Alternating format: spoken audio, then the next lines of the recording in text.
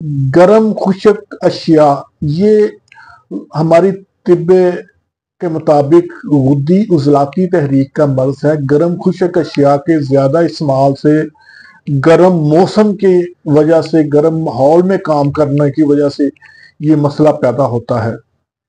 तो इसके लिए एक बेहतरीन रेसिपी है, बनाएं, घरों में रखें। लेकिन इसके साथ साथ आप कोशिश कीजिएगा कि फिल्टर का पानी घर में इस्तेमाल करें।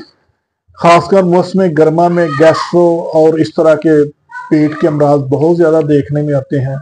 या पानी उबाल के इस्तेमाल करें। बाहर की गंदी मंदी चीज़ें कम इस्तेमाल करें जिससे पेट खराब हो।